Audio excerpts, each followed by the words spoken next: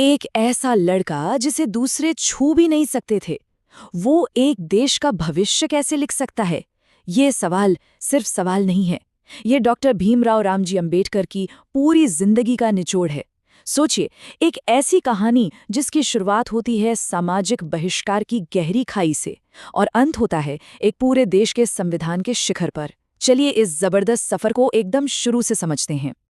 तो आज हम यही देखने वाले हैं कि कैसे एक बच्चा जिसे समाज ने हर कदम पर रोकने की कोशिश की, वही बच्चा दुनिया के सबसे बड़े लोकतंत्र का निर्माता बन गया। हम उनके शुरुआती जीवन की उन घटनाओं में गोता लगाएंगे जिन्होंने उनके अंदर वो आग जलाई, बिल्कुल उनके जन्म से लेकर विदेश में उनकी पढ़ाई तक। तो चलिए कहानी शुरू करते हैं एकदम पहले पन्ने से।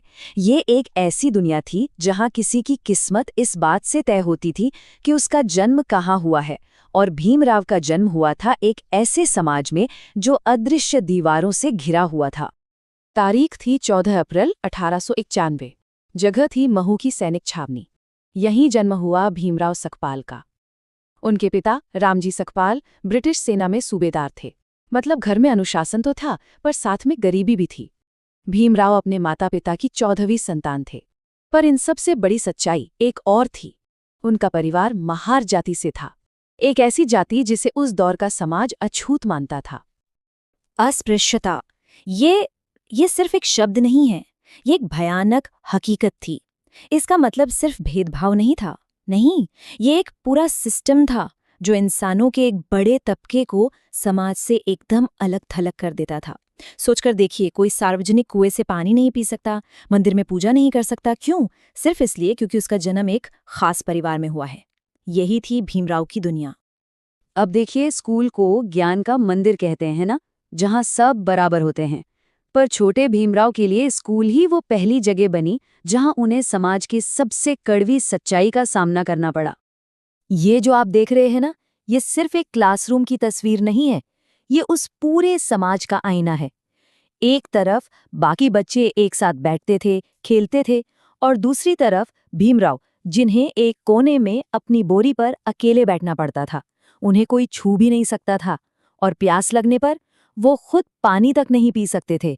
उन्हें इंतजार करना पड़ता था कि चपरासी आएगा और ऊपर से बिना छुए उनके हाथों में पानी डालेगा। जरा सोचिए उस बच्चे के मन पर क्या गुजरती होगी। पर कहते हैं ना कि अंधेरे में ही रोशनी की एक किरण की कीमत पता चलती है। भीमराव की जिंदगी में वो किरण बनकर आए उनके एक टीचर कृष्णा शंकर केशव अंबेडकर। उन्होंने वो किया जो उस समय कोई सोच भी नहीं सकता था। उन्होंने उस बच्चे को सिर्फ अपनापन ही नहीं दिया, बल्कि अपना सरनेम अंबेडकर भी दे दिया, और स्कूल के रिकॉर्ड में भीमराव सकपाल का नाम हमेशा के लिए भीमराव अंबेडकर हो गया। शायद उस टीचर ने उस छोटे से बच्चे में वो चिंगारी देख ली थी जो आगे चलकर एक मशाल बनने वाली थी। भीमराव अभी समाज के दिए जख्मों से जूझ ही रहे थे कि 1898 में उन पर एक और दुख का पहाड़ टूट पड़ा। उनकी माँ गुजर गईं। अब सोचिए, एक बच्चे के लिए ये कितना बड़ा सदमा होगा। पर उनके पिता राम जी एक चट्टान की तरह डटे रहे। उन्होंने ठान लिया कि चाहे गरीबी हो या समाज की नफरत, वो इसे अपने बेटे की किस्मत नहीं बनने देंगे। उनका बस एक ही मकसद था, एक ही जुनून, भीमराव की पढ़ाई। और बस यहीं से उस लड़ाई की शुरुआत हुई जिसका हथियार कोई तलवार या बंदूक नहीं, बल्कि कलम और किताबें थीं। भीमराव को ये बात साफ समझ आ गई थी कि अगर इस सामाजिक अंधेरे से लड़ना है तो शिक्षा से बड़ा कोई हथियार हो ही नहीं सकता। ये जो नंबर है ना, एक, ये कोई मामूली नंबर नहीं है। साल था 1907 और भीमराव अंबेडकर अपने पूरे समुदाय से हाई स्कूल की परीक्षा पास करने वाले पहले यानी नंबर 1 छात्र बने। ये सिर्फ एक एग्जाम पास करना नहीं था, ये सदियों पुरानी उस दीवार में पहली दरार थी जो कहती थी कि कुछ लोगों के लिए ज्ञान के दरवाजे हमेशा बंद रहेंगे।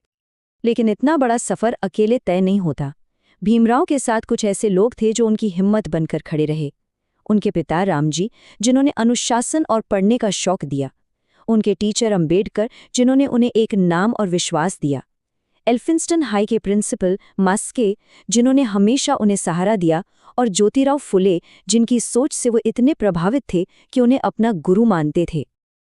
अब जैसे जैसे वो आगे पढ़ रहे थे, जॉन डेवी जैसे बड़े बड़े विचारकों को पढ़ रहे थे, उनकी सोच का दायरा भी बढ़ रहा था।